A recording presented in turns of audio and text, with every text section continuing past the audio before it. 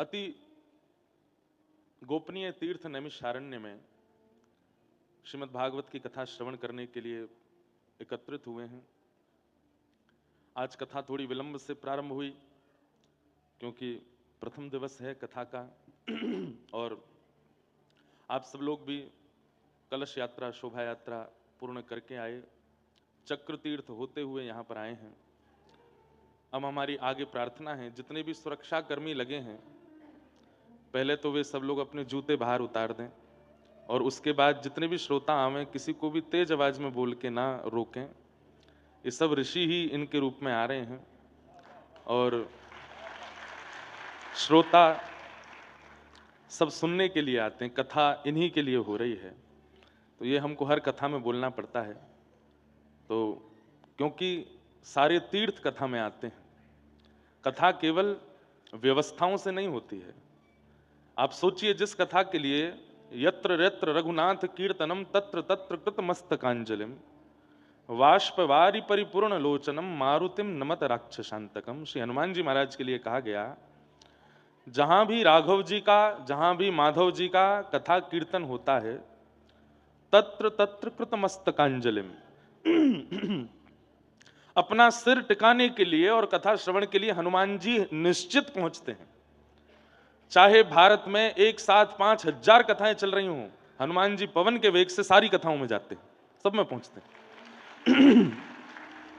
और व्यासपीठ को प्रणाम करते हैं, व्यास गद्दी को प्रणाम करते हैं, समस्त श्रोताओं को प्रणाम करते हैं और थोड़ी देर कथा जरूर श्रवण करते हैं हनुमान जी महाराज। अब सोचो, जहां हनुमान जी स्वयं कथा श्रवण करने के लिए आते हैं और पहचान क्या है कि हनुमान जी बैठे हैं कथा में, तो कहते हैं वाष्पवारी परिपूर्ण लोचनम, नेत्र भीगे होंगे, सकुचाए से कोने में बैठे होंगे, नजर नीची होगी और अति संकोच और अति सबसे दूरी सी बनाए करके बैठे होंगे। समझना वो हनुमान जी हैं, कथा सुन रहे हैं, बिल्कुल एकांत में बैठे होंगे। आपको लगेगा कि ये कौन है, ये तो कोई ऐसी राह चलता व्यक्ति, राहगीर आ गया है, पर वो हनुमान जी हैं।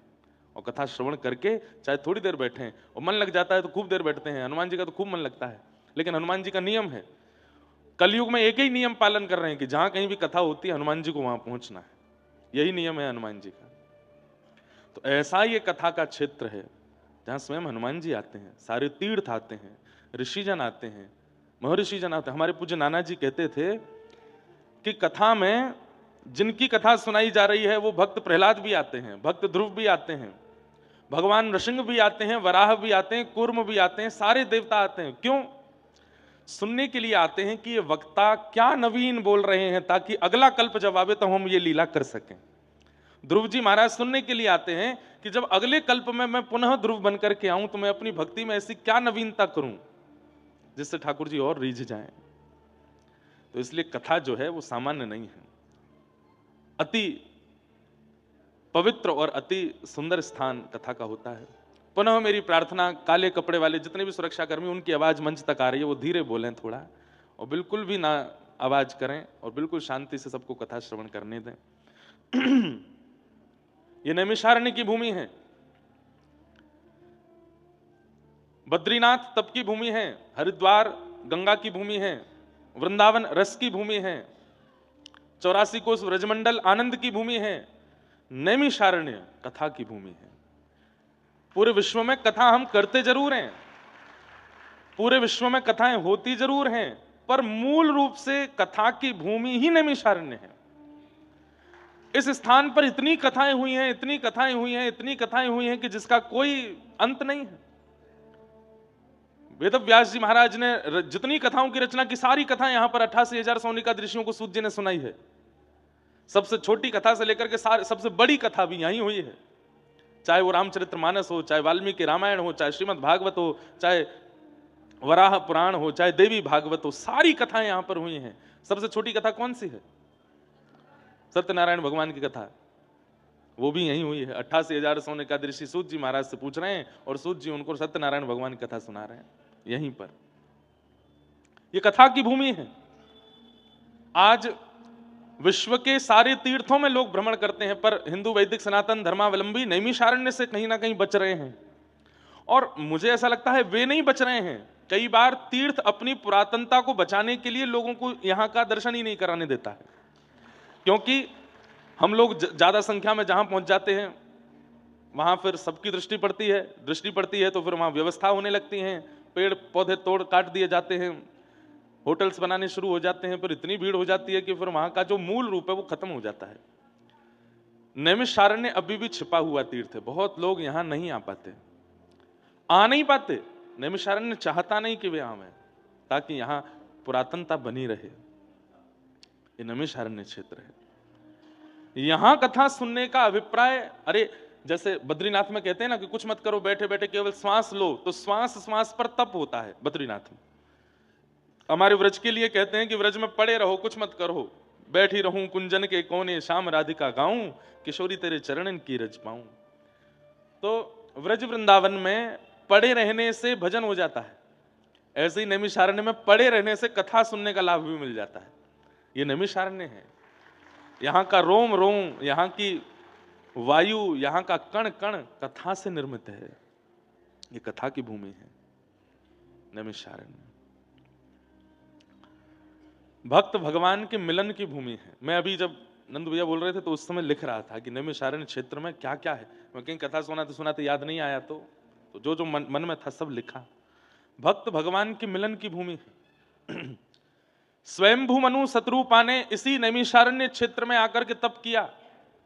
पृथ्वी के प्रथम मानव कौन है? पृथ्वी के प्रथम मानव स्वयंभू मनु, जिनके पुत्र होने के नाते हम आप सब लोग मानव कहलाए जाते हैं। स्वयंभू मनु शत्रुपा ने इसी भूमि पर आकर के भजन किया, और भगवान जब प्रसन्न होकर के प्रकट हुए, कहा कि वरदान मांगो, तो कहा आप पुत्र रूप में चाहिए। तब स्वयंभू मनु शत्रुपा को ठाकुर जी ने आज्ञा की कि हे स्वयंभू मनु, जब कभी भी आप अयोध्या के राजा बनेंगे तब मैं आपका पुत्र बन करके आऊंगा। अब आप प्रतीक्षा करो कि आप अयोध्या के राजा कब बनेंगे।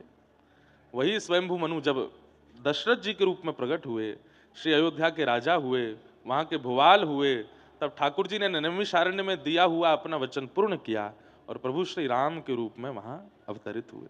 भक्त भगवान के मिलन की भूमि है। यही नैमिषारण्य में भगवान ने पुत्र बन के आने का आश्वासन दिया। तो एक बात ये हो सकती है कि अगर कोई संबंध मानता हो ठाकुर जी से, तो हे मोहे नाते अनेक मानिए जो भावे, जो त्यों तुलसी कृपाल चरण शरण पावे।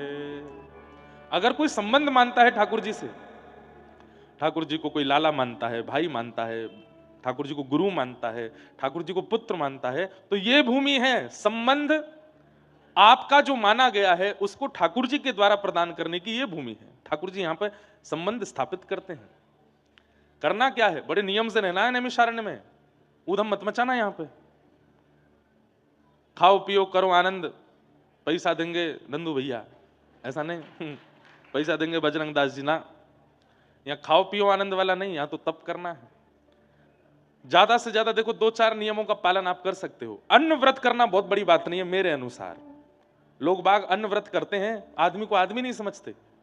कल महाशिवरात्रि थी तो कई लोग जल पर थे, कई लोग दूध पर थे, कई लोग फल पर थे, और बेचारा जिसका व्रत नहीं है उसको ऐसे देखते हैं जैसे कितना बड़ा पापी है। अन्न व्रत अच्छा है, पर अन्न व्रत से भी व्रत वो करो जिसको करने में आपको कठिनाई होती हो। ये अन्न व्रत करना कोई बहुत बड़ी बात नहीं। सुबह से हो गया, हमने तो कुछ खाया नहीं, कथा के बाद कुछ पाएंगे। सुबह 4 बजे तो हम आके लगे हैं, 2:30 बजे आए थे वैसे, पर सोते सोते 4 बजे हमने प्रार्थना की कि भैया हम शोभा यात्रा में नहीं जा पाएंगे। कल के इतने थके हारे, सुबह 6 बजे वृंदावन से निकले। अब 6 बजे निकलने का मतलब 4 बजे उठे, 6 बजे निकले, बागेश्वर धाम में 300 कन्याओं को वहां पहुंचे, वहां से फिर दतिया गए। दतिया में एक नवग्रह मंदिर था, वहां स्थापन में रहे।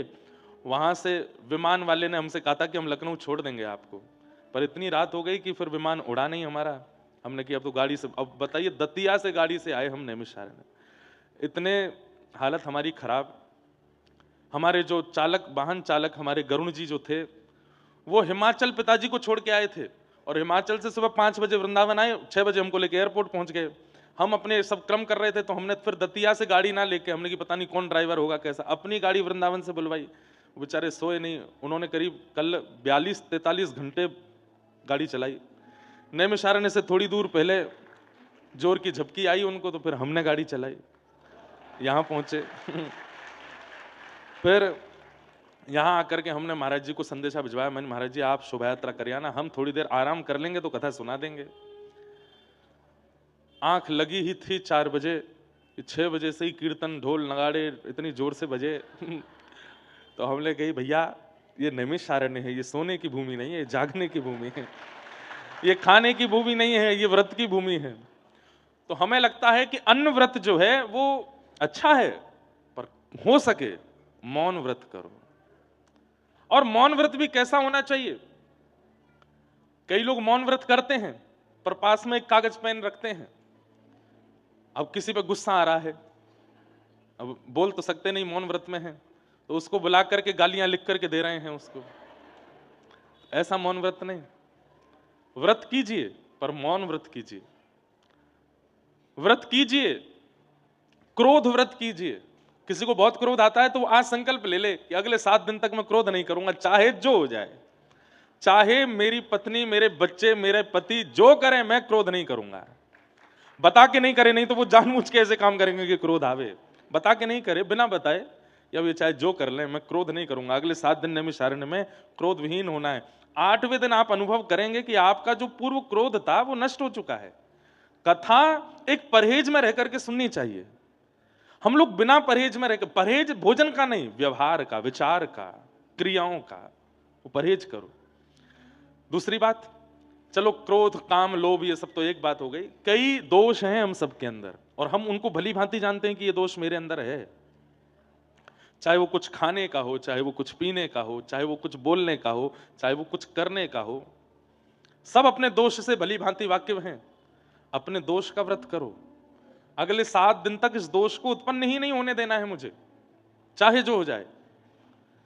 8वें दिन आप अनुभव करेंगे कि कथा, औषधि और आपका परहेज, ये दोनों मिलकर के आपका निर्माण ऐसा करेंगे कि 8वें दिन जब आप वापस घर लौटेंगे तो वो दोष पुनः उत्पन्न नहीं हो पाएगा। होगा भी तो उस मात्रा में या उस रूप में नहीं हो पाएगा।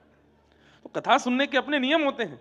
और नैमिषारण्य जैसा क्षेत्र मिल जाए, कलकत्ता में कथा सुनी एक बात, बंबई में सुनी अलग बात, बड़ोदरा में सुनी अलग बात, यहां सुनने का मतलब क्या है? ये हॉस्पिटल है भैया, यहां पे भर्ती हुए हो तो ठीक होके ही जाओगे। अब कई लोग वीवीआईपी होते हैं, वो घर पे ही ग्लूकोज चढ़वा लेते हैं। तो डॉक्टर से बोलते हैं हमारे घर पे ही ग्लूकोज चढ़ा दो, हमको घर पे ही हमारा ट्रीटमेंट कर दो।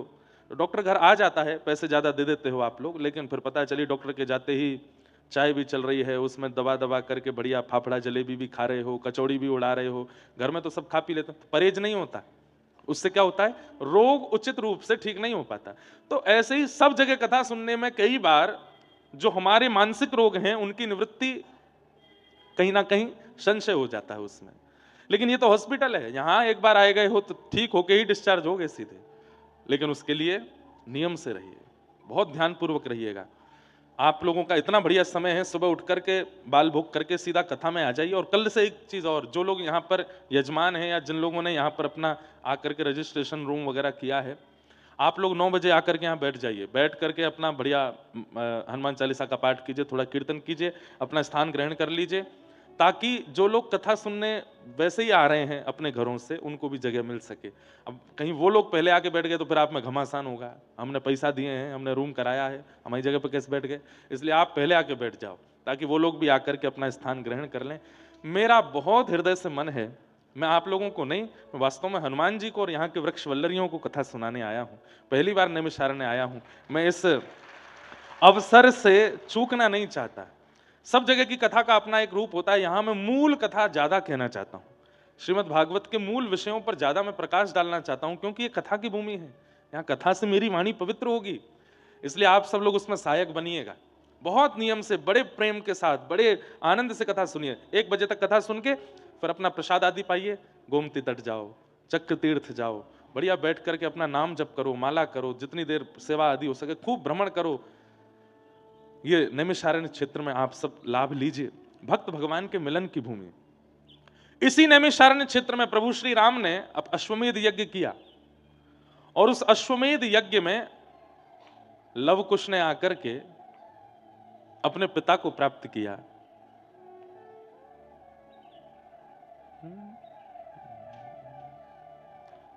हम कथा सुनाते राम सकल गुण धाम की, ये रामायण है श्री राम। यही है वो भूमि जहां पर लव कुश ने आकर के अपनी वीणा लेकर के प्रभु श्री राम के सामने राम कथा सुनाई थी। अश्वमेध यज्ञ चल रहा था प्रभु श्री राम का और लव कुश सामने बैठ करके अपने पिता को राम कथा सुना रहे हैं। और यही लव कुश को पता चला हमारे बिछड़े हुए पिता कौन है, यही मेरे पिता हैं। पुत्र और पिता की मिलन की भूमि, भक्त और भगवान के मिलन की भूमि। और एक एंगल से और देखिए, कहते कहते मेरे रोंगटे खड़े हो रहे हैं। लव कुश कौन है? कथा के वक्ता हैं। और कथा सुनाते सुनाते वक्ता को, जिनकी वो कथा सुना रहे हैं, वो भगवान की प्राप्ति हो रही है। मतलब भले ही मैंने पूरे विश्व में कथा कही, हमारे पिताजी ने पूरे विश्व में कथा कही, पर नैमिषारण्य क्षेत्र है जहां पूरे विश्व में कथा कहने से श्रोताओं को भगवान मिलते हैं, पर नैमिषारण्य में वक्ता को भगवान मिलते हैं। लव कुश को भगवान मिले हैं यहां पर। तो ये नैमिषारण्य है, यहां वक्ता के कथा से रीच करके भगवान मिलते हैं। ऐसी ये नैमिषारण्य की भूमि। और नैमिषारण्य की विशेषता क्या है? जनकपुरी की विशेषता है, वहां सीता जी का प्राकट्य हुआ है, वहां की भूमि से सीता जी प्रकट हुई। नैमिषारण्य की विशेषता है, यहां सीता जी समाहित हुई, यहीं पर ही पृथ्वी में प्रवेश हुई हैं श्री सिया जी। जब संसार के लोग, कुछ तो लोग कहेंगे, ये तो लोगों का काम है कहना, जब हमारी पराम्बा जगदम्बा सीता जी के ऊपर प्रश्न चिन्ह उठा दिया गया, तब सीता जी ने इसी भूमि पर आकर के खड़े होकर के कहा, ये नहीं कहा कि मैं प्रमाणित करूंगी कि मैं पवित्र हूं या कुछ भी, ऐसा प्रमाण देना है कि वह प्रमाणित युगों युगों तक याद रखा जाए और मेरा प्रेम अमर हो जाए। सीता जी क्या बोलती हैं? हे भूमि देवी, यदि प्रभु श्री राम के अलावा अन्य किसी पुरुष का मेरे मन में, मस्तिष्क में, बुद्धि में चिंतन भी ना हुआ हो, तो आप कृपा करके मुझे स्थान प्रदान कीजिए और मुझे अपनी गोद में समाहित कर लीजिए। इससे बड़ी परीक्षा इस संसार में कोई दे नहीं पाया आज तक। यदि प्रभु श्री राम ही मेरे सर्वस्व रहे हों, यदि प्रभु श्री राम ही मेरे मन बुद्धि चित्त में सदा विराजमान रहे हों, हे भूमि देवी आप मुझे गोद में ले लीजिए। उसी समय पृथ्वी खुल गई और श्री सीता जी उसमें प्रविष्ट हो गई। यही है वो नैमिषारण्य की भूमि। जनकपुरी नेपाल में है जहां श्री जानकी जी प्रकट हुई, पर यह नैमिषारण्य है जहां सीता जी विराजमान हुई। कितने प्रमाण हैं इस भूमि के पवित्रता के। और सुनिए, हमारे धरती पर, हमारे रामानुज परंपरा में अष्टभू वैकुंठ बताए गए हैं। 8 पृथ्वी के वैकुंठ हैं, 4 दक्षिण में, 4 उत्तर में। उत्तर में जो 4 वैकुंठ हैं उनके नाम क्या हैं? पहला बद्रिकाश्रम श्री बद्रीनाथ, दूसरा श्री मुक्तिधाम जिसको कहते हैं मुक्तिनाथ जो नेपाल में है, तीसरा है पुष्कर राज राजस्थान में, तीर्थराज पुष्कर राज, और चौथा है नैमिषारण्य। ये नैमिषारण्य भू वैकुंठ है। यहां पर भगवान मूर्ति के रूप में नहीं रहते, यहां पर भगवान मंदिरों में नहीं रहते, यहां पर वृक्षों के रूप में, यहां पर अरण्य के रूप में, यानी कि जंगल के रूप में भगवान विराजमान है। यहां का जंगल ही भगवान है, यहां के वृक्ष ही भगवान है। जिस प्रकार हमारे व्रज वृंदावन में राधा रमण जी, बिहारी जी, राधा वल्लभ जी, सप्तनिधि ठाकुर जी हैं, जिस प्रकार बद्रीनाथ में पर्वत के रूप में नरनारायण भगवान है, जिस प्रकार श्री जगन्नाथ में अन्न के रूप में भगवान है, जिस प्रकार द्वारिका में मंदिर के अंदर राजाधिराज के रूप में भगवान है, इसी प्रकार नैमिषारण्य में जो अरण्य है, जितना भी यहाँ का वन्य प्रदेश है, जितना भी यहाँ का जंगल है, ये भगवान है, ये भगवान का रूप है। यहाँ के वृक्ष, पत्ते पत्ते सब ठाकुर जी हैं। बाकी सब जगह तो ऋषि वृक्ष हैं, बाकी सब जगह तो संत वृक्ष हैं, पर यहाँ के वृक्ष ठाकुर जी हैं। इसलिए ये अरण्य है। बहुत शांति का परिचय दो भैया, पीछे व्यवस्था वाले आने दो, लोगों को बैठने दो। सब लोग इधर देखो, यहां देखो।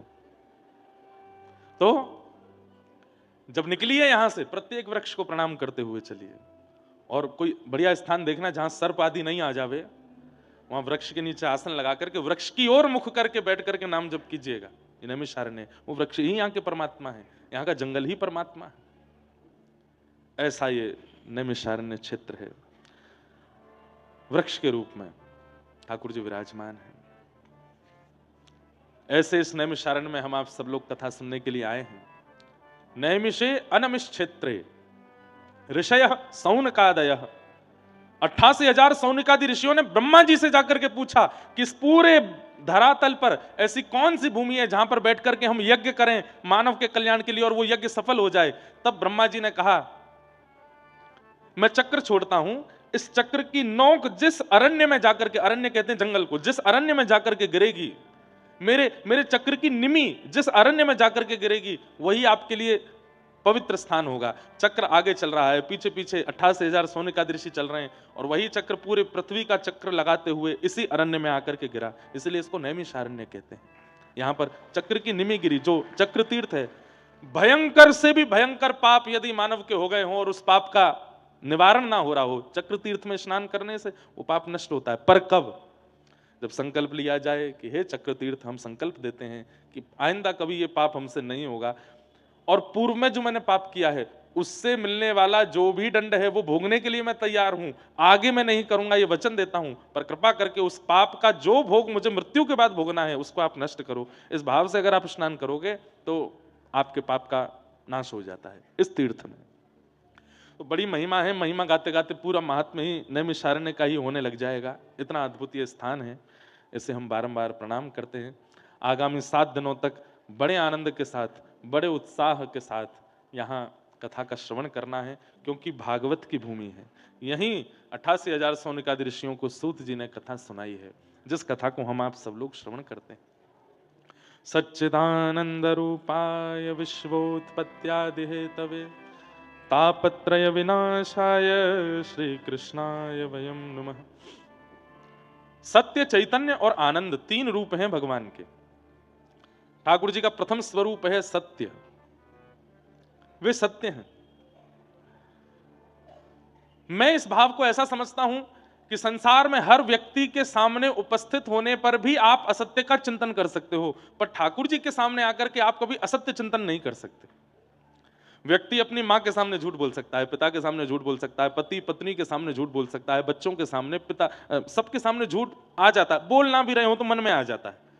पर ठाकुर जी के सन्मुख आकर के कोई व्यक्ति असत्य चिंतन नहीं कर सकता। अगर वो पाप करके आया है, दुनिया को छुपा लेगा, लेकिन ठाकुर जी के आगे आगे हाथ जोड़ के बोलेगा, आप सब जानते हो मैं कहां से आया हूं, क्या करके आया हूं, क्या क्या मैंने कर्म किए नाथ, सब पता है आपको, क्षमा करना नाथ। जिनके सामने असत्य चिंतन में भी नहीं आता, बोलना तो बहुत दूर की बात है, ऐसे परमात्मा जो हैं वो सत्य हैं। बंधु एक बात कहें, कई ऐसे महापुरुष भी हमारे जीवन में आते हैं, हम उनसे झूठ नहीं बोल पाते, उन्हीं को गुरु कहते हैं, जिनके सामने असत्य बोलने में भी, चिंतन करने में भी हृदय घबरा रहा हो। कई बालकों को मैंने देखा, अब उनके मित्रजन कहते हैं चल घूमने चलेंगे, माता जी उनसे कह दो कि हम पढ़ने जा रहे हैं। मैं झूठ नहीं बोल सकता, मैं सबसे झूठ बोल लेता हूं, मेरे को मेरी मां के आगे झूठ बोलने में घबराहट होती है। उसकी मां ही उसकी गुरु है। क्यों? क्योंकि असत्य चिंतन भी नहीं कर पा रहा है, ये बहुत बड़ी बात है। पर अभी तो ऐसा नहीं है, संसार में हर व्यक्ति के सामने आप झूठ बोल सकते हो, लेकिन कुछ धार्मिक लोग ऐसे हैं, कुछ आध्यात्मिक जगत के महापुरुष ऐसे हैं, उनके सन्मुख आप झूठ नहीं बोल सकते, उनके सामने असत्य नहीं निकलता है। उसके 2 रूप हो सकते हैं, या तो उस व्यक्ति के चित्त में वास्तव में ठाकुर जी बैठे हैं इसीलिए आप असत्य नहीं बोल पा रहे, या फिर वही व्यक्ति आपका गुरु है, आपका पथ प्रदर्शक है, आपकी आत्मा समझ गई है उस बात को, इसलिए आपको झूठ बोलने से रोक रही है। बोले कि इसके सामने झूठ नहीं बोलना, यही तुम्हारा कल्याण करेगा, यही तुम्हारा उद्धार करेगा। ठाकुर जी के आगे और जिस व्यक्ति के आगे आप असत्य ना बोल सको, वो परमात्मा है। भगवान का प्रथम स्वरूप है सत्य, ठाकुर जी का दूसरा स्वरूप है चैतन्य। बहुत ध्यान से सुनिएगा, जड़ नहीं है भगवान, चैतन्य है। आज पीछे खाटू श्याम जी भगवान विराजमान है, यहां पर बालकृष्ण प्रभु विराजमान है, यहां पर राम दरबार विराजमान है। अभी आप अंदर गर्भगृह में जाके स्पर्श करोगे तो आपको जड़ता का अनुभव होगा, आपको लगेगा ये धनुष जड़ है, हाथ जड़ है, मुख जड़ है, छाती जड़ है, चरण जड़ है, सब जड़ता का अनुभव कराएंगे, पाषाण का अनुभव कराएंगे।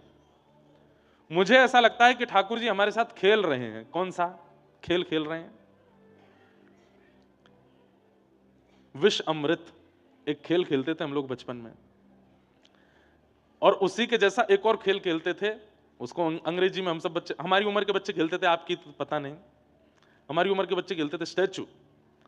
उसमें क्या 10 तक गिनती गिनो, 1 2 3 4 10 तक गिनो, और वो बालक ऐसे आंख बंद करके 10 तक गिनती गिनता था, तो पीछे उसके सब मित्र लोग अलग अलग आकृति बनाते थे, और जैसे ही 10 पूरा होता था वो पीछे मुड़ के देखता था तो सब स्थिर हो जाते थे। कोई ऐसे हो गया, कोई ऐसे हो गया, कोई ऐसे हो गया, सब अपनी आकृतियां बना करके स्थिर हो जाते। अब जिसने 10 तक गिनती गिनी उसका काम है, बोले क्या, ये जितने लोग मूर्ति बने हैं इनको हंसाओ, बिना छुए इनको चलाओ, इनके हाथ पांव डुलाओ। मुझे लगता है ठाकुर जी भी हमारे साथ वही खेल खेलते हैं। हम 9 तक गिनती गिनते हैं, 9 महीना मातृ गर्भ में रहते हैं, और जैसे ही 9 महीना बाद प्रकट होते हैं सो ठाकुर जी स्थिर हो जाते हैं।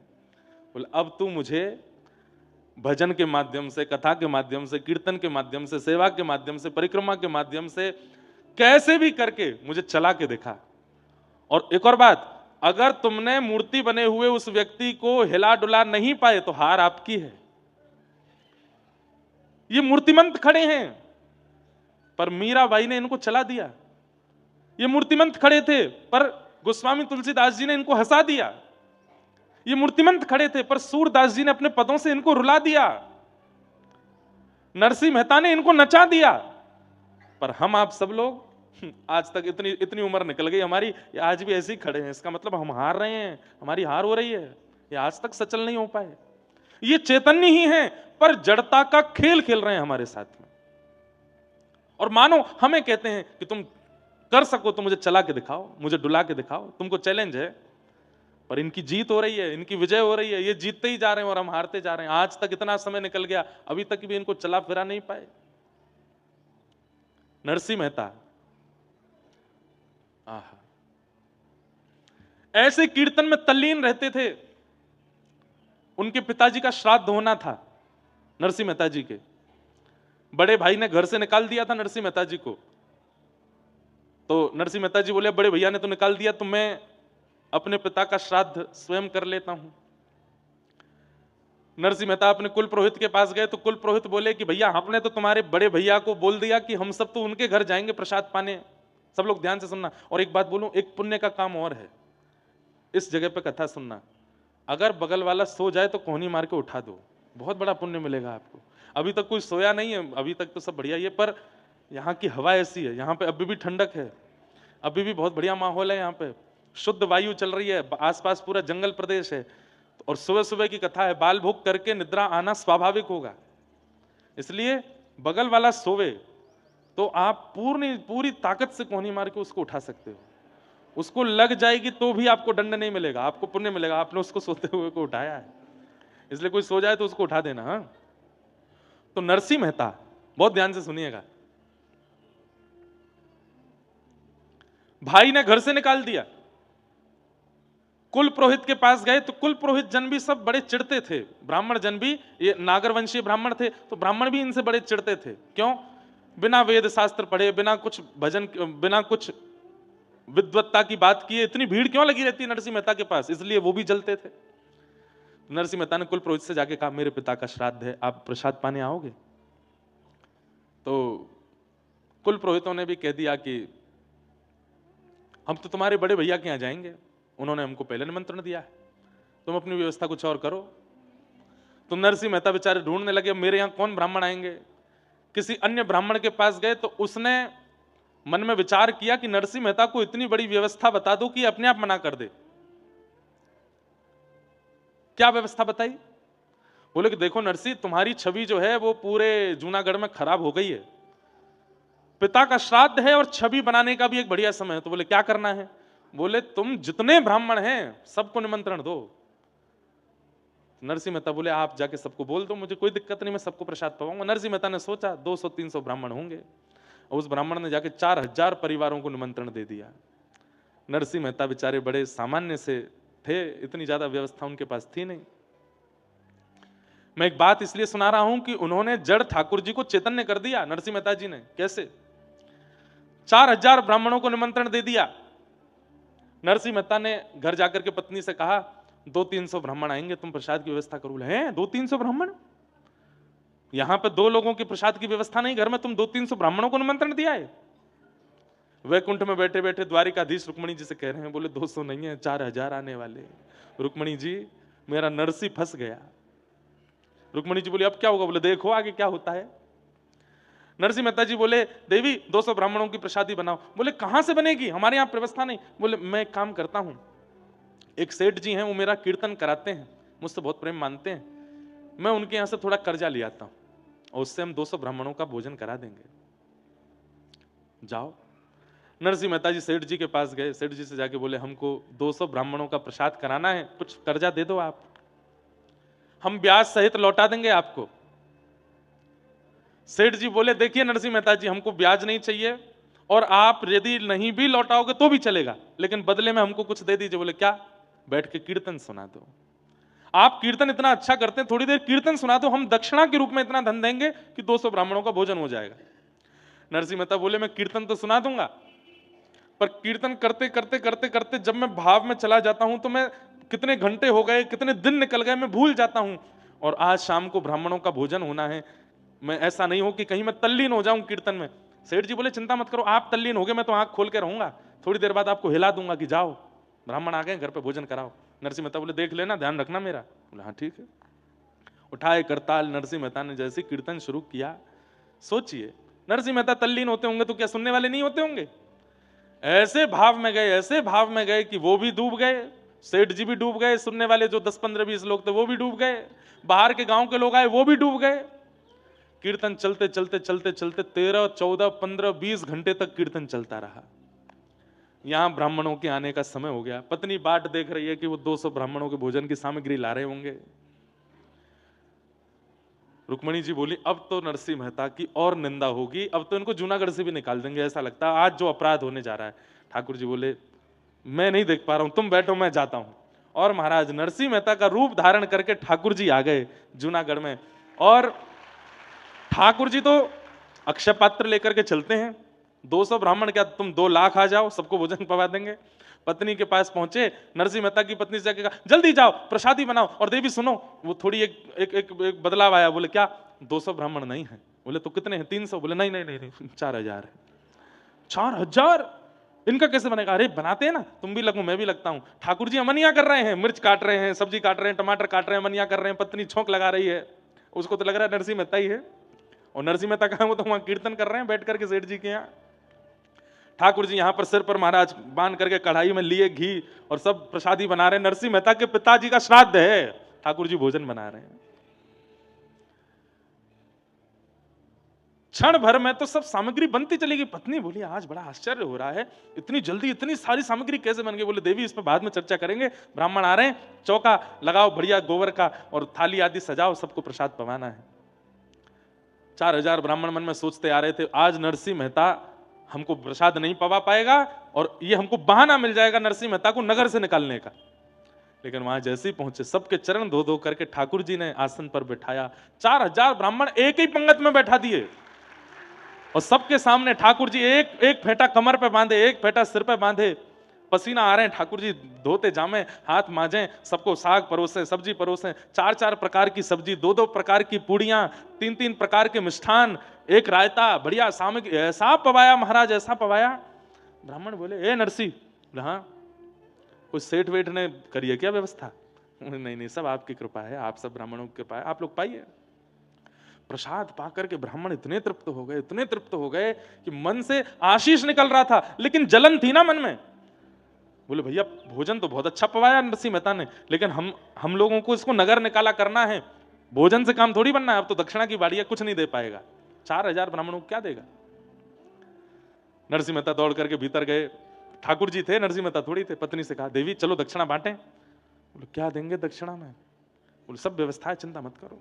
एक बैलगाड़ी भरी रखी थी, कपड़ा हटाया, उस पर छोटी छोटी पोटलियां थी, पत्नी को देते जाओ। बोले तुम बांटती जाओ सबको। बोले इसमें है क्या? बोले कुछ नहीं है, तुम देते जाओ। पत्नी ने धीमे से पोटली खोल के देखी तो हर पोटली में 12-12 सोने की मोहर। और 4000 ब्राह्मणों को बंटवाई। ब्राह्मण भी पोटली हाथ में लें तो हे नरसी क्या पत्थर भर के दिए हैं क्या? नहीं नहीं, सब आपकी कृपा है, आपका अनुग्रह है। ब्राह्मणों ने जब खोल करके देखा, आज तक भोजन के निमंत्रण में 1 पैसा मिलता था तो ब्राह्मण फूले नहीं समाते थे कि 1 पैसा मिला हमको, सबसे बड़ी दक्षिणा है 1 पैसा। आज क्या मिला? 12 सोने की मोहर। मतलब ये ब्राह्मण, इनके बालक, इनके बालकों के बालक, बालकों के बालक, कम से कम 4 पीढ़ी तक भी अगर कुछ नहीं करेंगे तो इन्हीं मोहरों पर पेट पल जाएगा सबका, इतनी दक्षिणा। देख करके सब ने तो भैया नरसिंह मेहता और पत्नी दोनों को एक साथ बैठा करके ब्राह्मणों ने स्वस्ति वाचन किया, ऊपर अक्षत डालने। अरे नरसिंह मेहता जी, मैं तो कहता हूं नरसिंह मेहता जी के पिता कितने भाग्यशाली कि उनके श्राद्ध में ठाकुर जी ने भोजन बनाया, अपने हाथ से पवाया। और नरसिंह मेहता की पत्नी कितनी भाग्यशाली कि बाम दाहिने भाग में पति के रूप में विश्वपति बैठे हैं, जगतपति बैठे हैं, और 4000 ब्राह्मण एक साथ अक्षत छिड़क करके आशीष दे रहे हैं और नरसिंह मेहता वहां कीर्तन कर रहे हैं। 4000 ब्राह्मण निकले। इनके भाई के यहां 12 ब्राह्मण गए थे, वो सब प्रसाद पाके निकले। तो जब निकले तो 1-1 रुपया दक्षिणा मिला, जो कि बहुत ही बड़ी दक्षिणा थी। सब आपस में बोले यहां तो सब हुआ, अरे वो नरसिंह मेहता के यहां 4000 गए हैं, चलो चलो तमाशा देखने में आनंद आएगा, देखें तो सही कैसी कैसी जो है नरसिंह मेहता की जो है आज वस्त्र उतराई हो रही होगी, आज नगर निकारी हो रही होगी। 12 ब्राह्मणों ने जाकर के देखा तो 4000 ब्राह्मण नाचते हुए आ रहे थे। क्यों रे, कैसा रहा भोजन? बोले महाराज पूछो मत, दक्षिणा वक्षिणा मिली कि ऐसे ही आ गए हो? बोले आपको कितनी मिली पहले ये बता। हमको 1 रुपया। सुने 1 रुपया, 1 पैसा मिलता है हमारे यहाँ पे, 1 रुपया मिला है हमको। तुमको क्या दे दिया नरसिंह मेहता ने? कौड़ी वौड़ी दी होंगी। बोले महाराज आज तक इस नगर के सबसे बड़े ब्राह्मण आप थे, पर अब हम 4000 हैं, हम पे 12 सोने की मोहर हैं, नरसिंह मेहता ने दक्षिणा में दी। कैसे, कहां से? बोले पता नहीं, सब दिए। यहां सब ब्राह्मणों को प्रसाद पवाने के बाद ठाकुर जी बोले देवी थक गए, हमारे तो कमर में दर्द हो गया, आप बैठिए ना, मैं प्रसाद पवाती हूँ। हाँ सब ब्राह्मणों का हो गया, मैं पा लेता हूँ। ठाकुर जी बैठ करके पाए, पा करके पत्नी बोलती जा रही थाली में ही छोड़ देना, मैं भी पाऊंगी फिर। बोले हाँ हाँ। खूब सारा पाए। ठाकुर जी बोले अब देवी तुम बैठ के पाओ, मैं थोड़ा संध्या वंदन करके आता हूँ। पत्नी पाने के लिए बैठी, ठाकुर जी संध्या के बहाने सीधे द्वारिका चले गए वहां से। और वहां जाकर के ठाकुर जी ने सेठ जी के चित्त में जाके कही अब तो उठ जा, उठा दे नरसी को। सेठ जी की आंख खुली, नरसी जी, नरसी जी। बोले जी क्षमा कर दीजिए, बहुत बड़ा अपराध हो गया। बोले क्या हो गया? बोले आपको कीर्तन करते करते बहुत समय हो गया, श्राद्ध। बोले कितने, 2-4 घंटे ज्यादा हुए? वो नहीं नहीं 24 घंटे हो गए। नरसिंह मेहता बोले अब तो जाने से कोई फायदा नहीं, आप ही चले जाना, मेरी पत्नी कहाँ है उसको ढूंढ के भेज देना, ब्राह्मणों ने बहुत बुरा हाल किया होगा, घर वर जला दिए होंगे हमारे। तो सेठ जी बोले मैं संग चलता हूं ना, एक बार चल के देख लें क्या है। धीमे धीमे डर डर के नरसिंह मेहता अपने घर जा रहे हैं। घर के बाहर जाकर के देखा तो आंगन में बैठ करके पत्नी प्रेम से प्रसाद पा रही थी। नरसिंह मेहता गए, देवी तुम प्रसाद पा रही हो, सब ठीक है, घर वर जला तो नहीं, तुमको किसी ने मारा पीटा तो नहीं? अरे क्या, कौन मारेगा, प्रसाद पानी दीजिए थोड़ा प्रेम से। तुम प्रसाद पा रही हो, पिताजी का श्राद्ध नहीं हुआ, ब्राह्मण आए थे क्या, कुछ कहा तो नहीं? कैसी बात करते हैं, संध्या करने गए थे, हाथ पांव धोने गए थे, पूरी याददाश्त धो के आए हो क्या? सब कर गए ब्राह्मण भोजन, 4000 ब्राह्मण आए थे, क्या बढ़िया, सब आनंद से हुआ, देखो अब ये प्रसाद। नरसिंह मेहता बोले क्या कह रही हो तुम? बोले आप ऐसे आश्चर्य में पूछ क्यों रहे हो? नरसिंह मेहता जी ने सब सत्य बताया। बोले देवी मैं 24 घंटे बाद आया हूं, मैं कीर्तन करने गया था, 24 घंटे तक मैं नहीं आया था, यहां 24 घंटे में क्या हुआ मुझे बताओ। पत्नी के नेत्र सजल हो गए। बोले आप नहीं थे? बोले ना। सब्जियां कौन काट रहा था भीतर? फेंटा बांध करके, सिर पर स्वापा बांध के, बार बार मेरे से हाथ से कढ़ाई छीन करके कौन चला रहा था? रबड़ी को, रायते को किसने बनाया? सब ब्राह्मणों को, 4000 ब्राह्मण आए थे, सबको 4000 आए थे। बोले हाँ, सबको प्रसाद पवाया, 12-12 सोने की मोहर दी, आप नहीं थे तो कौन थे? नरसिंह मेहता के नेत्र सजल हो गए। बोले देवी तुम्हारे चरण कहाँ है, मैं प्रणाम कर लूं? मेरे द्वारिकाधीश आए थे, मैं नहीं था, मेरे नाथ आए थे, मुझे बस ये बता दो वो कहां बैठे थे, कहां चले थे, उनकी चरण रज होगी, मैं उसी को माथे से लगा लूं। पत्नी बता रही है यहां चले थे। नरसिंह मेहता लेट लेट करके उस स्थान को प्रणाम करते हैं, द्वारिकाधीश को पुकार रहे हैं, नाथ क्यों किया आपने ये सब, क्या आवश्यकता थी?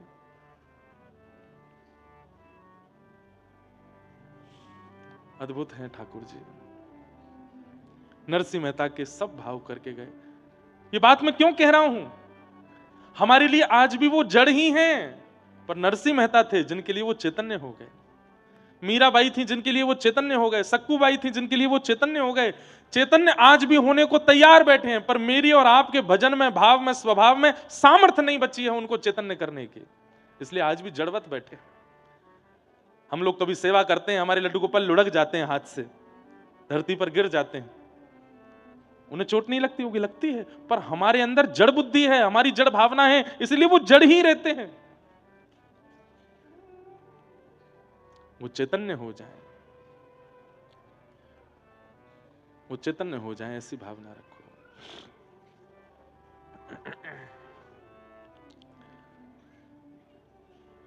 तुम्हें छोड़ सुन नंद दुलारे, कोई न मीत हमारो। तुम्हें छोड़ सुन नंद दुलारे, कोई ना भैया, मीत हमारो। वैसे तो हर कथा में ये विनती होनी चाहिए, पर नैमिषारण्य में विशेष विनती करके जाओ। मैं कहूं मैं 29 वर्ष का हो गया, आप कहो आप 50 के, 60 के, 55, 70 के, या 25 के, 30 के, 35 के, जितने के भी हुए हो नाथ, बस अब इतने दिन जड़ता का अनुभव कर लिया, अब इन 7 दिनों में ऐसी हमारे हृदय की स्थिति कर दो कि लौट के जब आपकी सेवा में पुनः आवे, अब आप चैतन्यता का अनुभव कराओ। अब आपको स्पर्श करके ऐसा ना लगे कि आप अष्ट धातु के हो, आप मार्बल के हो, या आप किसी पत्थर के हो, आप चैतन्य हमारी तरह हो, बस इतना अनुभव करा देना नाथ।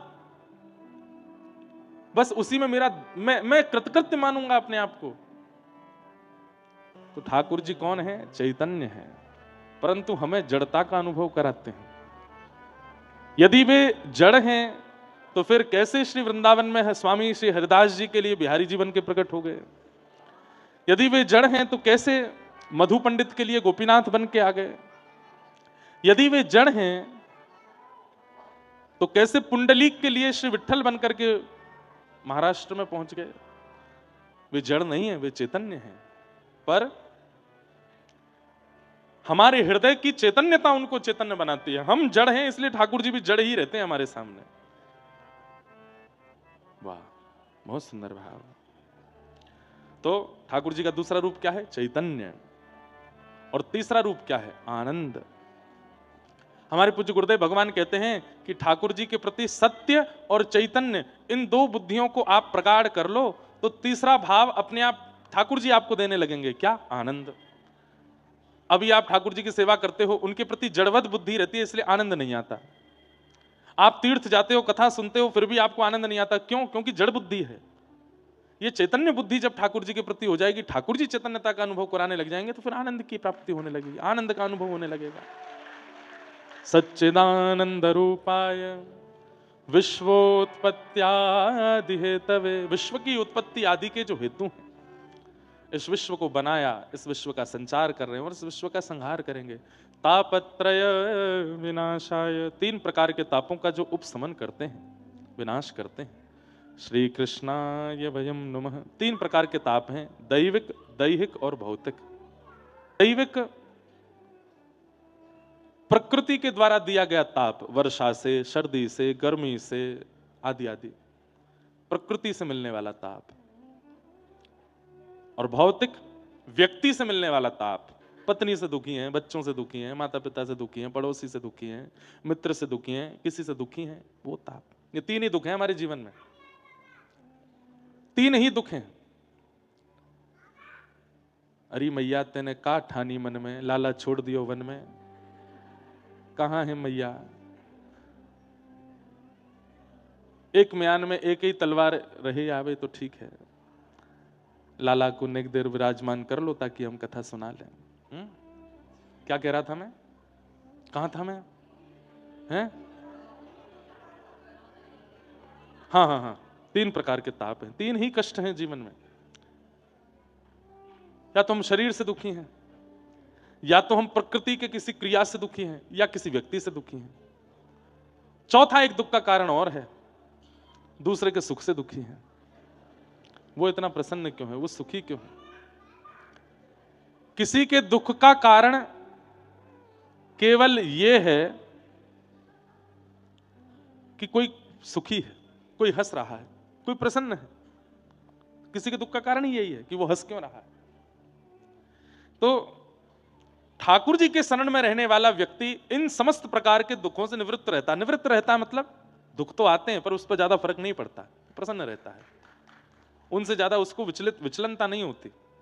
हम कथा करते हैं हमारे जीवन में दुख नहीं है, ऐसा नहीं है पर प्रभाव किस पर ज्यादा होता है उससे पता चलता है कि वो भगवत भक्त है कि नहीं। गोस्वामी तुलसीदास जी का इतना अपमान किया था उस समय पर जब गोस्वामी जी ने मानस की रचना की, इतना अपमान किया गया, लेकिन आज भले ही मानस जी को घर घर में पढ़ा जाता है, उस समय किसी ने स्वीकार नहीं किया था। लेकिन गोस्वामी जी ने स्पष्ट कर दिया कि मैंने ये रचना किसी व्यक्ति विशेष को प्रसन्न करने के लिए नहीं की। स्वांत सुखाय तुलसी रघुनाथ गाथा। मैं चाहूं तो अनेक भाषाओं में मानस की रचना कर सकता था, लेकिन अपने आप को सुख देने के लिए मैंने अवधि भाषा का प्रयोग किया, और आज वही अवधि भाषा में सब लोग पढ़ रहे हैं, अपना कल्याण कर रहे हैं, कृतार्थ हो रहे हैं। तो संसार का काम है बंधुओं, कभी यश देंगे कभी अपयश देंगे। तो इस संसार में दुख तो सबके जीवन में आता है, पर उस दुख को आप कितना भारी भरकम रूप से लेते हो ये आपके ऊपर निर्भर। एक मेरे को बहुत अच्छी बात याद आई, ध्यान से सुनना। ठाकुर जी वंशी धारण कैसे करते हैं? ऐसे दोनों भुजाओं का प्रयोग करते हैं, अपने नेत्रों को भी नीचा कर लेते हैं, सर भी झुका लेते हैं, स्वयं भी चरणों को भी टेढ़ा मेढ़ा कर लेते हैं, पूरे बिल्कुल आनंद के साथ त्रिभंग लली बनकर के तब ठाकुर जी वंशी बजाते हैं। वंशी में वजन कितना होता है? 50 ग्राम होता होगा, 100 ग्राम होता होगा। उसको ठाकुर जी ऐसे धारण करते हैं जैसे कितनी भारी है। भारी वस्तु को, अब ये स्पीकर रखा है, इसको मुझे उठाना हो तो मैं टेढ़ा होऊंगा, नीचे झुकूंगा, जोर लगाऊंगा, अपने होठ मीचूंगा, तब जाकर के इसको उठाऊंगा। भारी वस्तु को उठाने में अंग को तोड़ा जाता है, मरोड़ा जाता है, सब प्रकार के बल लगाए जाते हैं, दोनों हाथ लगाए जाते हैं। ठाकुर जी वंशी धारण करते हैं ऐसे जैसे कितनी भारी हो, लेकिन 7 कोस लंबे चौड़े गिरिराज पर्वत को धारण करते हैं ऐसे। इसका मतलब क्या है? ताली पहले बजा दी, सब मजा किरकिरा कर दिया। बात तो सुनो पहले पूरी। वंशी क्या है? तत्प्रेम रूपिका। वंशी प्रेम प्रदान करती है। वंशी कोई अत्यंत दुखी भी हो तो उसको सुनकर के आनंदित हो जाता है, प्रेम में घुल जाता है, निमग्न हो जाता है। आहा, व्रज की व्रजांगनाएं गोपियां सब दौड़ी चली जाती हैं ठाकुर जी की वंशी सुनकर के। केवल व्रजांगना गोपियां ही नहीं, सारे वंचर जीव भी ठाकुर जी की वंशी सुनकर के आनंदित हो जाते हैं, गैया भी दौड़ी चली जाती हैं। सबको सुख देने वाली वंशी, प्रेम प्रदान करने वाली वंशी। तो प्रेम की वस्तु को धारण कैसे करते हैं ठाकुर जी? दोनों हाथ से धारण करते हैं, पूरे टेढ़े मेढ़े होकर के, मतलब उसके प्रति पूर्ण समर्पण सम्मान देकर के ठाकुर जी उसको धारण करते हैं। लेकिन विशाल विराट गिरिराज को ठाकुर जी यूं उठाते हैं। हमको ठाकुर जी संकेत कर रहे हैं, जीवन में आने वाले विषाद, दुख, पीड़ा भले ही कितने भी बड़े पहाड़ की तरह हो, ऐसे उठाओ, और जीवन में आने वाला प्रेम, भक्ति, भाव, भजन, उसको ऐसे धारण करो, दोनों भुजाओं से, हृदय से लगा करके। हम लोग उल्टा करते हैं, मिलने वाले प्रेम को तो ऐसे लेते हैं, और मिलने वाले कष्टों को, विषादों को ऐसे लेते हैं। अरे इसने मेरे जीवन में आ गया, अब मेरा क्या होगा, अब तो मेरे को ये रोग लग गया, अब तो मेरी पत्नी के साथ ऐसा हो गया, मेरे बच्चों के साथ ऐसा हो गया, मेरे इतने का लॉस हो गया, मेरा परिवार टूट गया। उसको हम पूरे शरीर में धारण करते हैं जो विषाद है, और जो मिलने वाला प्रेम भक्ति है उसको ऐसे धारण करते हैं। ये गलत है, उल्टा करो। ये गिरिराज धारण और वंशी धारण, इन दोनों से ये प्रतीक ठाकुर जी देते हैं। 100 ग्राम की वंशी को ठाकुर जी ऐसे उठाते हैं, 2 उंगलियां लगाते हैं, 2 हाथ। ठाकुर जी चाहें तो 1 उंगली से भी वंशी बजा सकते हैं, लेकिन नहीं, वो प्रेम स्वरूपा वंशी है, इसलिए ठाकुर जी दोनों भुजाओं का प्रयोग, पूर्ण सम्मान देते हैं वंशी को, प्रेम है। और विशाल 7 कोस कम होता है क्या? 21 किलोमीटर का पर्वत उठाने के लिए ऐसे लगाते हैं। हमें संकेत कर रहे हैं, यदि मेरे अनुयायी हो, कृष्ण के अनुयायी हो, प्रेम को दोनों भुजाओं से स्वीकार करो, विषादों को एकन्नी उंगली पर रखो। इसीलिए तापत्रय विनाशाय। ताप जीवन में नहीं आएंगे ऐसा नहीं है, आएंगे, पर वो आपके ऊपर ज्यादा प्रभाव नहीं डाल सकते, ज्यादा आपको तोड़ मरोड़ नहीं सकते, ज्यादा आपको विचलित नहीं कर सकते। बुरा नहीं मानना। भक्त और गैर भक्त का अंतर बताऊं? दाल खाई, नमक या मिर्च मसाला कुछ कम था, ओहो मन ही नहीं कर, ले जाओ, समझो भक्ति नहीं है। पर दाल पाई, बनाने वाले को पता है कि इसमें नमक आदि सब कम है, वो पूछ रहे हैं भैया यार इसमें तो हम डालना ही भूल गए थे, क्या हो गया, कोई बात नहीं, पेट ही तो भरना है, खा लिया। हर जगह एडजस्टमेंट करने वाला, चाहे व्यवस्थाओं में हो, चाहे विचारों में हो, चाहे परिवार में हो, चाहे आपसी रंजिश में हो, चाहे विवादों में है, सब जगह जो सुलह करने की भावना रखता है उसको भक्त कहते हैं। और बिगड़े हुए को और बिगाड़ने पे लगा रहता है वही संसारी है। पता चला कि कोई कार्य बिगड़ गया है, अब बिगड़े हुए पे चिंता करे बैठा है, बिगड़े हुए पर रो रहा है, बिगड़े हुए पर टूट गया है, बिगड़े हुए पर बिल्कुल हाथ पांव उठा करके खड़ा हो गया, अब मुझसे नहीं हो सकता, विषादी व्यक्ति का लक्षण है। पर बिगड़े हुए को सुलझावे, बिगड़े हुए को और आसान करे, ये वैष्णव भक्त का लक्षण है। इसलिए परिस्थिति सबके जीवन में आती है बंधुओं, उससे विचलित होना ये संसारी व्यक्ति का स्वभाव है, उससे विचलित ना होना ये एक भक्त का स्वभाव है। तापत्रय विनाशाय श्री कृष्णाय वयम नमः। ऐसे श्री कृष्ण को हम बारंबार प्रणाम करते हैं। नैमिषे सूतमासीन मभिमाद्य महामतिम कथामृत रसास्वाद कुशलः सौनको ब्रवीत। आज महात्म की चर्चा है तो मैं संक्षेप में थोड़ा महात्म सुना देता हूं। 88,000 सौनकादि ऋषि यहीं नैमिषारण्य क्षेत्र में बैठे थे। किस लिए? आने वाले कलयुग के मानवों के कल्याण के लिए यज्ञ कर रहे थे। हम आप सबके कल्याण के लिए यज्ञ कर रहे थे, लेकिन कोई प्रमाण नहीं था कि इस यज्ञ से हम लोगों का कल्याण होगा। तभी वहां सूत जी का आगमन हुआ और सूत जी के आते ही उन्होंने प्रश्न किया। प्रश्न करते हुए कहा, इह घोरे कलौ प्रायो जीवाश्चा सुरताम गतः। ये घनघोर कलिकाल आने वाला है जहां पर जीव असुरता को प्राप्त हो जाएगा। अभी तो बंधुओं हम थोड़े थोड़े असुर हैं, हमारी जो आगामी 2-4 पीढ़ी बाद के वो तो जन्म से ही असुर होंगे। इतना खतरनाक उनका स्वरूप होने वाला है कि उसकी हम क्या विवेचना करें।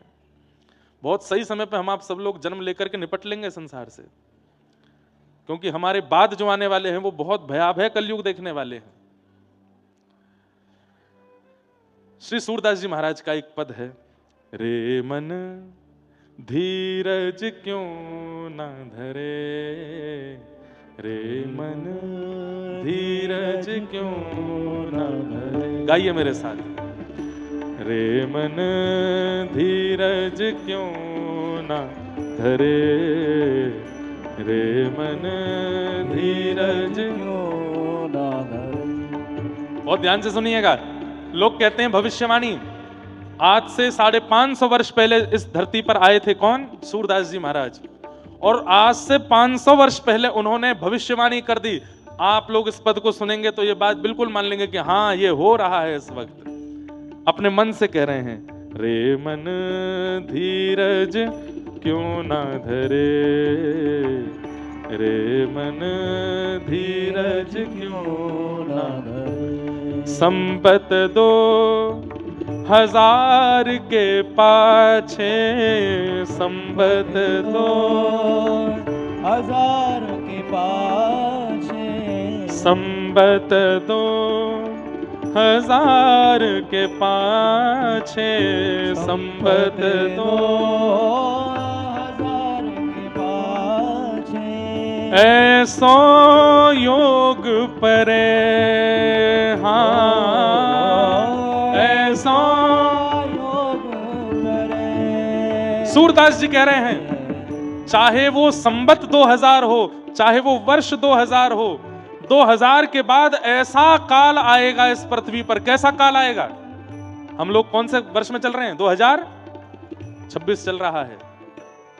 सूरदास जी क्या कह रहे हैं? पूरब पश्चिम उत्तर दक्षिण, पूरब पश्चिम उत्तर दक्षिण। चहुदिश काल फिरे हो, चहुदिश काल रे मन धीरज क्यों ना धरे, रे मन धीरज क्यों ना धरे। सूरदास जी कह रहे हैं 2000 वर्ष के बाद ऐसा योग आएगा, उत्तर दक्षिण पूरब पश्चिम चारों दिशाओं से काल का आक्रमण होगा। 2020 में कोरोना महामारी आई थी। केवल कोरोना महामारी में हजारों लोग मारे गए, करोड़ों लोग मर गए दुनिया में नहीं, प्रत्येक दिन कुछ ना कुछ हो रहा है। कभी भारत पाकिस्तान में युद्ध हो जाता है, रूस और वो दूसरे देश यूक्रेन में युद्ध चल रहा है, कितने लोग बाहर मर रहे हैं, किसको क्या पता है। केवल भारत की बात थोड़ी है, पूरे विश्व में काल। और बोले 2000 के वर्ष के बाद क्या होगा, मतलब 2000 वर्ष से पूर्व ये सब नहीं होता था जो अब हो रहा है। उसमें पहला बात जो बता रहे हैं, अकाल मृत्यु जग माही व्यापे, अकाल मृत्यु जग माही व्यापे, प्रजा बहुत मरे, प्रजा बहुत। आजकल अकाल मृत्यु बहुत ज्यादा होती है, बहुत जल्दी लोग चले जाते हैं। मेरी उम्र के बच्चे को हार्ट अटैक हो रहा है, मैं तो फिर भी 28-29 वर्ष का हूं। 20 साल, 19 साल, 15 साल, 8 साल के बच्चे को हार्ट अटैक आ रहा है। आप विश्वास नहीं मानेंगे, 4 दिन के बच्चे को भी हार्ट अटैक आया है। जन्म लेती 4 दिन बाद अटैक पड़ गया, बच्चा मर गया। मृत्यु का कारण पता चला कि अटैक पड़ा है। अरे अटैक दूर की बात, जो सार्वव्यापी 3 साल 4 साल के बच्चों को चश्मा लग जाता है, आंखों से दिखाई नहीं दे रहा। यहां पे हम लोग सोच रहे हैं कि 60-70 साल के बाद में आंखों की कमजोरी आती है। 2 साल के बच्चे चश्मा पहन के घूम रहे हैं, ये कलयुग का प्रभाव नहीं है तो क्या है। 1.5 साल का बच्चा बिना फोन देखे भोजन नहीं कर रहा है। मैं तोता हरे रंग का मैं तोता दिखाओ, तब तो वो नाश्ता करता है। ये कलिकाल नहीं है तो क्या है। ये सब नहीं हो सकता था, लेकिन हो रहा है। अकाल मृत्यु का मतलब केवल प्राण निकलना नहीं होता, अकाल मृत्यु का मतलब इंद्रियों का असमय में शिथिल हो जाना। कानों से सुनाई नहीं दे रहा, आंखों से दिखाई नहीं दे रहा। 8 वर्ष के बालक इंसुलिन लेता है, डायबिटीज है उसको। कैसा योग आ गया है। अकाल मृत्यु जग माही व्यापे, अकाल मृत्यु जग माही व्यापे, प्रजा बहुत मरे, प्रजा बहुत मरे। हाँ स्वर्ण फूल बन पृथ्वी फूले, स्वर्ण फूल बन पृथ्वी फूले, धर्म की बेल बढ़े, धर्म की बेल बढ़े। और फिर सूरदास जी क्या कहते हैं, 2000 वर्ष के बाद चारों तरफ से मृत्यु तांडव करेगी, लोगों की अकाल मृत्यु होने लगेगी, छोटी उम्र में ही बच्चों को हार्ट अटैक आदि सब होने लगेंगे। लेकिन उसी काल में भक्ति की तरफ लोगों का रुझान बढ़ने लग जाएगा। पिछले 2-3 वर्षों में जितने युवा कथाओं में आते हैं, इतने वृद्ध नहीं आते। तीर्थों में 4-4 दिन पहले पहुंच करके अपनी बुकिंग करानी पड़ती है, नहीं तो होटलों में रूम नहीं मिलते हैं। वृंदावन में तिल रखने की जगह नहीं मिल रही है। गंगा जी में घाट नहीं बचे हैं, जहां तक देखो सिर ही सिर हैं। कुंभ में, अरे कुंभ की बात छोड़िए, माघ मेला में करोड़ों लोग जाकर के स्नान कर रहे हैं। धर्म की बेल बढ़े। अच्छा, ये धर्म की बेल किस लिए बढ़ रही है, ये भी सूरदास जी कह रहे, बोले डर के मारे। लोगों को पता चल गया है भैया कितना कमा लो, करोड़ों कमाए थे, पर कोरोना में डॉक्टर से कह दिया भैया तेरे को 20 लाख रुपए देंगे, पत्नी को बचा ले। नहीं बचा पा रहा। तब व्यक्ति को समझ आ गया कि मैं कितना भी धनवान हूं, कितना भी वैभववान हूं, कितना भी संपत्तिवान हूं, मेरी कितनी भी पहचान है, बड़े बड़े डॉक्टर मेरे मित्र हैं, फिर भी मृत्यु विधिना के हाथ में है, विधाता के हाथ में है। वो मार सकता है जब चाहे। इसलिए डर के मारे लोग भक्ति कर रहे हैं, डर के मारे लोग भजन कर रहे हैं, डर के मारे लोग कथाओं में जा रहे हैं, तीर्थों में जा रहे हैं। लेकिन सूरदास जी कहते हैं ये सब भी बहुत दिन तक नहीं चलेगा। डर के कारण एक समय ऐसा आएगा कि 100 वर्ष के लिए ऐसा लगेगा जैसे सतयुग आ गया हो। 60 वर्ष लगी सतयुग व्यापे, 60 वर्ष लगी सतयुग व्यापे, सुख की दया फिरे, सुख की दया। ये 2020 में अभी भक्ति काल फिर से आ गया है, पर ये बहुत समय दिन तक नहीं जाने वाला है। कुछ समय के लिए भक्ति अपना उतार बिल्कुल ऊपर जाएगी, हाइट पर।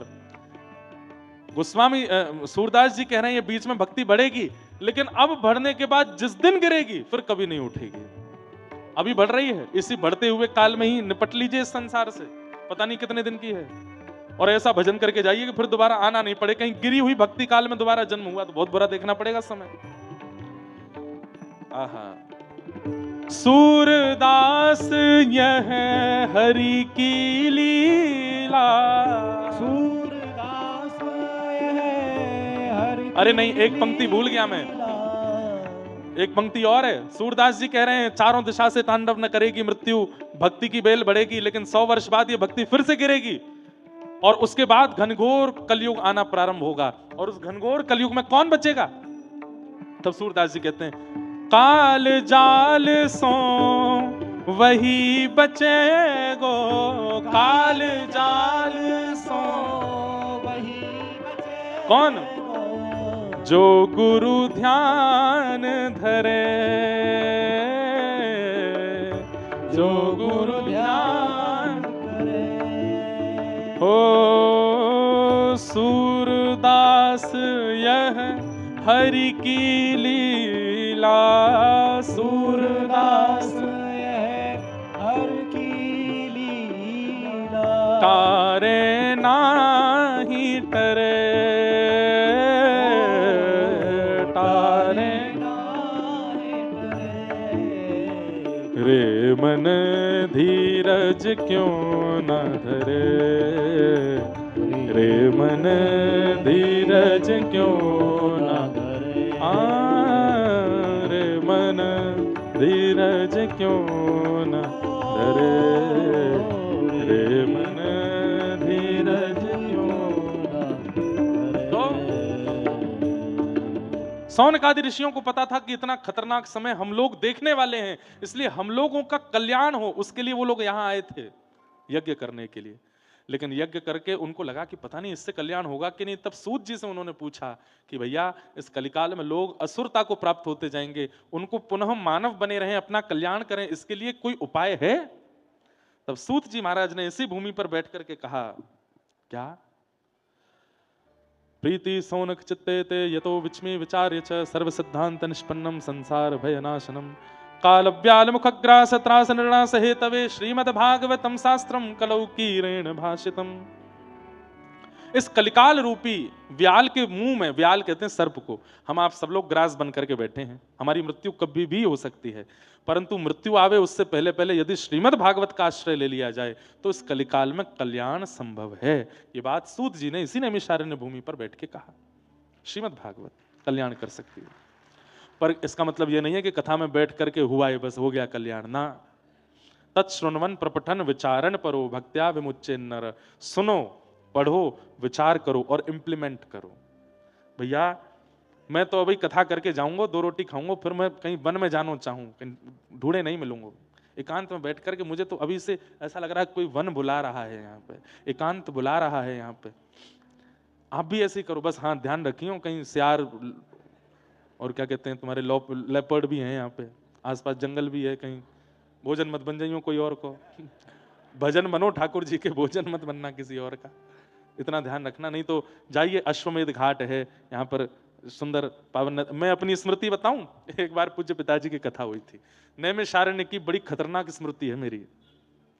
तो पूज्य पिताजी महाराज की कथा हुई थी, उस समय यहाँ पर हमारी भारत की अत्यंत विदुषी परम पूज्या श्री हमारी इंदौर वाली दीदी जी, पूज्या श्री कनकेश्वरी देवी जी, उनकी गोद में खेला हूं मैं छोटा सा।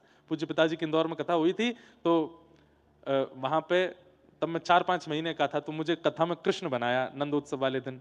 उस दिन कनकेश्वरी देवी जी कथा में आई थी, तो फिर उन्होंने गोद में हमको खिलाया था। फिर जब मेरी पहली कथा हुई तो वहां वो आई भी थी, तो तब उन्होंने ये स्मृति बताई कि हमने आपको गोद में खिलाया है। तो पिताजी की यहाँ कथा चल रही थी नैमिषारण्य में, उस समय यहीं इसी व्यास मंच पर कनकेश्वरी देवी जी की कथा थी, तो मैं यहाँ दर्शन करने आया था। तब मैं कथा नहीं करता था, पूज्य महाराज जी भी मिले थे, हनुमान जी का दर्शन करके मैं यहाँ पर भी कथा श्रवण करने आया था, यहीं बैठ करके कथा सुन रहा था। तो यहाँ तक तो सब बहुत अच्छा था। फिर हम लोग गए नदी स्नान करने के लिए। ऊधमी तो हम हैं ही, अब थोड़े बहुत सुधर गए हैं। तो नदी में ज़्यादा जल नहीं था, तो हमारे एक मित्र हैं, वो भी आए नहीं हैं यहाँ पे। हमने और उन्होंने, एक हमारे ऊधमी मामा जी भी हैं, तो हम तीनों ने एक दूसरे से बात करी, चलो नदी पार करते हैं। तैरना थोड़ा थोड़ा आता था।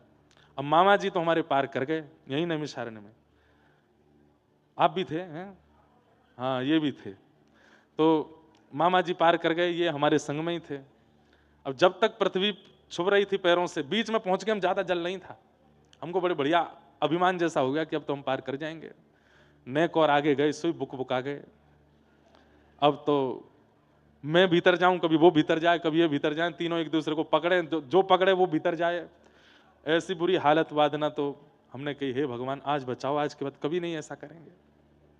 जैसे तैसे निकल के पल्ली पार पहुंच गए। अब यूं कहें इस पार कैसे आए लौट के तो फिर जो तैरना जानते थे उनके हाथ बात पकड़ के जैसे तैसे वापस आए।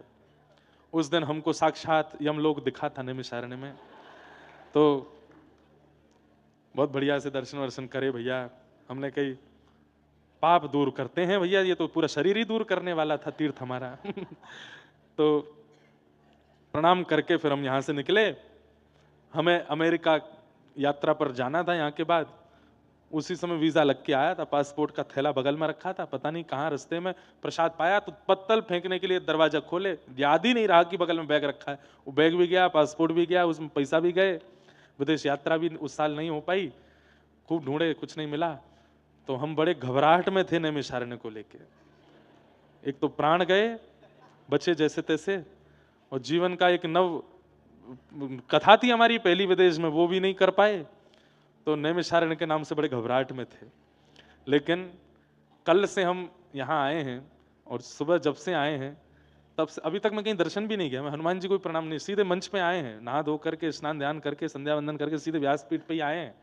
परंतु इतनी सकारात्मक ऊर्जाओं से भर गया मैं पिछले 5-6-7 घंटों में ही कि बस इच्छा हो रही है कि जो अपने पूरे 10 वर्ष में कथाओं का वाचन किया है अपने जीवन काल में, अब उस 10 वर्ष की कथा पूर्णता पर, 10 वर्ष हो रहे हैं हमें इस वर्ष, तो 10 वर्ष की पूर्णता पर अब नैमिषारण्य ने मानो उपहार देने के लिए कि भाई तुम्हारे 10 वर्ष पूर्ण हो गए, तो नैमिषारण्य भागवत की भूमि है, तो उपहार देने के लिए यहाँ कथा में अपनी वाणी पवित्र करने के लिए हमको बुलाया है। 10 वर्ष की पूर्णता पर जो ये कथा यहाँ हो रही है, और इस बार हमारी पृथ्वी के 2 भूवैकुंठों में कथा है।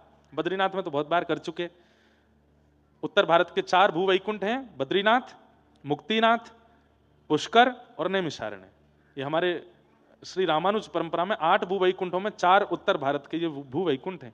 इस वर्ष हमारे 2 नए भूवैकुंठों में कथा है। एक तो हो गई नैमिषारण्य, और एक अति दुर्गम, वहां पहुंचना ही बड़ा मुश्किल है, श्री मुक्तिनाथ धाम में कथा है इस साल। कैसे पहुंचेंगे भगवान जाने। वहां पे, वहां ज्यादा लोग तो नहीं जाएंगे, 50-100 गिनती के हम चुनेंगे जिनको वो जा रहे हैं वहां पर, हम चुन के ले जाएंगे। 10 सालों में जो हमको सबसे बढ़िया श्रोता लगे उनको लेके जाएंगे। हाँ, आप हाथ हिलाओ, जरूर लेके जाऊंगा आपको लेकिन वहां क्योंकि ना तो ऑक्सीजन है, और हम ज्यादातर युवाओं को लेके जा रहे हैं जो भाई सही सलामत लौटे। हमें पता चली किसी के दादी दादा ले गए, महाराज जी कथा सुनाने लेके गए थे कि पिंडदान कर आए वहीं पे ही तो वहां ना तो ऑक्सीजन की व्यवस्था बहुत ज्यादा है, पहुंचना भी बहुत मुश्किल है। यहाँ से पहले काठमांडू, काठमांडू से पोखरा, पोखरा से फिर बाय हेलीकॉप्टर या फ्लाइट से जोमसोम, जोमसोम से फिर बाय रोड जाते हैं। पर हमें पता है हमारे संग रहने वाले कई संगीतकार, और ये अभी से ही ना बोलेंगे लेकिन इनको जबरदस्ती लेके जाऊंगा मैं। हम तो डूबेंगे सनम, तुमको भी ले डूबेंगे, अकेले थोड़ी जाएंगे। वहां जाएंगे, श्री मुक्तिनाथ भगवान साक्षात वैकुंठ वहां से 2-4 किलोमीटर ही दूर है बस ये सोचो, वहां से 2-4 किलोमीटर की दूरी पर ही वैकुंठ है। बद्रीनाथ से भी ऊंचाई है वहां की। और सबसे बड़ी बात, साक्षात श्री शालिग्राम भगवान का प्रादुर्भाव स्थान, वहीं शालिग्राम जी प्रकट होते हैं। गंडकी नदी है पास में, थोड़ी ऊपर जाते हैं तो वहां दामोदर कुंड है जहां शालिग्राम जी प्रकट होते हैं। तो वहां कथाएं जी आज तक मुश्किल से 5 या 4-5 ही कथाएं हुई हैं, ज्यादा कथाएं वहां पर हुई नहीं है। हुई हो तो हमको पता नहीं, पर वहां बहुत कथाएं नहीं हुई हैं अब व्यवस्थाओं के कारण। पर इस वर्ष हमारी वहां कथा है। अब जाएंगे राम राम जपते हुए। तो नैमिषारण्य एक भूवैकुंठ हो गया, बद्रीनाथ एक भूवैकुंठ हो गया, इस बार मुक्तिनाथ भी भूवैकुंठ में कथा होगी। तो नैमिषारण्य में ये कथा का क्रम जो हो रहा है, मुझे इतना आनंद आ रहा है, बस मन हो रहा है मैं जल्दी कथा पूरी करके विश्राम करके फिर हमें कोई साइकिल या स्कूटी मिल जाए, एकांत में कहीं भागें। हम आनंद से यहाँ हम सुख लेने आए। 1 बजे तक आपके, 1 बजे के बाद किसी को नहीं मिलेंगे, ढूंढे से नहीं पाएंगे कहाँ गए। वो सुख भी तो लेना है इस भूमि का, इस क्षेत्र का, इस धाम का। तो आप सब भी वो लीजिएगा। तो यहाँ का एक स्मरण, मेरा संस्मरण बड़ा खतरनाक है पूर्व का, पर इस बार वो संस्मरण बिना भ्रमण के ही इतना आनंदमय हो गया है कि परम आनंद और उत्साह लग रहा है। तो नैमिषारण्य क्षेत्र में बैठ करके सूत जी कहते हैं कि केवल श्रीमद् भागवत की कथा है जो इस कलिकाल में कल्याण कर सकती है, अगर उतार ली जाए तो। सुनिए और उतारिए।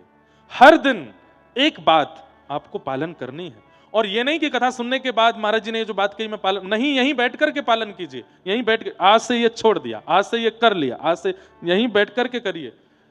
आप अन्य कहीं जगह कथा सुनेंगे, वहां पालन करने का मन बनाओगे, हो सकता है कि आप पालन ना कर पाओ, पर यहां करने का मन बनाओगे तो यहाँ की वायुमंडल में सामर्थ्य है। आप जो संकल्प लोगे उस संकल्प को पूर्ण यहाँ की वायु करा देगी, यहाँ का पानी करा देगा, यहाँ का वातावरण करा देगा। इसलिए करिए। नित्य हर दिन की कथा में एक संकल्प लीजिए। ये बात महाराज जी ने कही, भागवत की इस बात को हम आज धारण करते हैं। 7 दिन में 7 बातें भी अगर आप धारण करके गए तो इस भूमि पर बैठ करके सूत जी कह गए हैं कि श्रीमद् भागवत कल्याण कर सकती है कलिकाल में, और किसी में सामर्थ्य नहीं है। नारद जी, अब मैं जल्दी जल्दी महात्मा के विषय कह दूं। नारद जी महाराज बद्रिकाश्रम गए, वहां पर उन्होंने जाकर के सनक सनंदन सनातन सनत कुमारों से पृथ्वी के इस भयाभय रूप को जाकर के बताया। वृंदावन में भक्ति महारानी युवा है, ज्ञान वैराग्य वृद्ध हैं, उनकी दुविधा बताई। तब सनकादि ऋषियों ने भागवत की कथा सुनने की आज्ञा दी।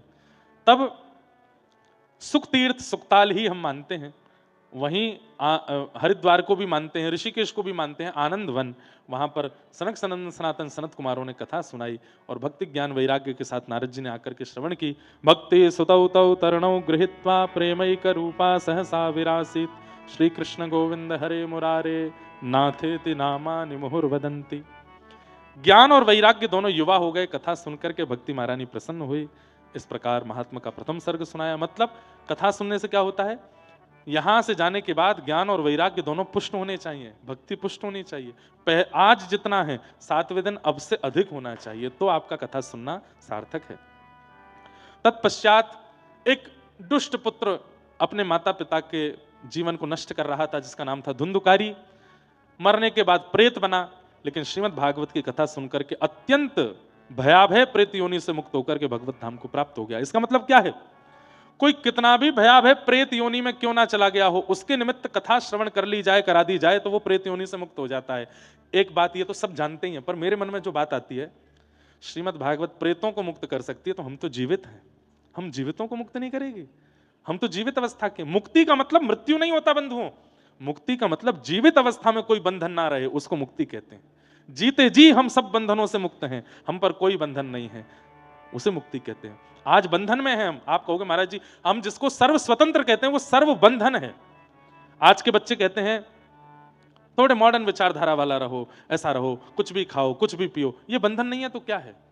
यही तो बंधन है कि आपको रसना ने बांध रखा है कि आप जीवों को खा रहे हो, ये रसना का बंधन है। आपको कानों ने बांध रखा है कि आप संसारी संगीत सुन रहे हो, ये कान का बंधन है। आपके एक से अनेक, अनेक से भी अनेक संपर्क में साथी हैं जीवन में, ये आपकी त्वचा का बंधन नहीं है तो क्या है? इन सारे बंधनों से मुक्ति, उसको मुक्ति कहते हैं। मेरी जीव अब मुक्त है, उसे पाने के लिए, रसायन के लिए किसी जीव को मारने की आवश्यकता नहीं है। मेरे नेत्रों को किसी सुंदरता को देखने की आवश्यकता नहीं है, मेरे कानों को संसारी विचार व्यवहार सुनने की आवश्यकता नहीं है। यह असली मुक्ति है, इसे मुक्ति कहते हैं। और वो मुक्ति भागवत प्रदान करती है। मुक्ति दानेन गर्जति, गर्जना करती है श्रीमद् भागवत, मेरी शरण में आओ, मैं तुम्हें मुक्त कर दूंगी। इस संसार के किसी विषय की कोई वार्ता, कोई दुर्गंध तुम्हारे अंदर नहीं रह पाएगी। इसलिए कथा, हम तो भैया हर दिन कथा कहते हैं, धीरे धीरे हम हो रहे हैं मुक्त। एक कथा में आप कैसे हो जाओगे? लेकिन हो सकते हो यदि ध्यान से श्रवण कर लो तो। इस प्रकार श्रीमद् भागवत की कथा सुना करके अत्यंत प्रेत योनि से उसको मुक्त करके भगवत धाम पहुंचा दिया। ऐसी भागवत की सुंदर कथा को हम बारंबार प्रणाम करते हैं। असारे संसारे विषय संज्ञा कुलधिय, क्षणार्धम क्षेमार्थम पिबत सुख गाथा तुलसुधाम, किमर्थम व्यर्थम भो ब्रजत कुपथे कुत्सित कथे, परीक्षित साक्षीयत श्रवणगत मुक्त्युक्ति कथने। इस असार रूपी संसार में केवल और केवल सुखदेव जी के द्वारा कही गई, सुनाई गई ये सुंदर भागवत की कथा ही है जो सार है। अगर उस सार को जीवन में ले लिया जाए तो जीवन सुंदर हो जाएगा, अपना कल्याण हम कर सकेंगे, भगवत प्राप्ति का मार्ग संभव हो पाएगा। इन सब भावों को बताते हुए महात्मा को सूक्ष्मता से ही हम प्रणाम करते हैं।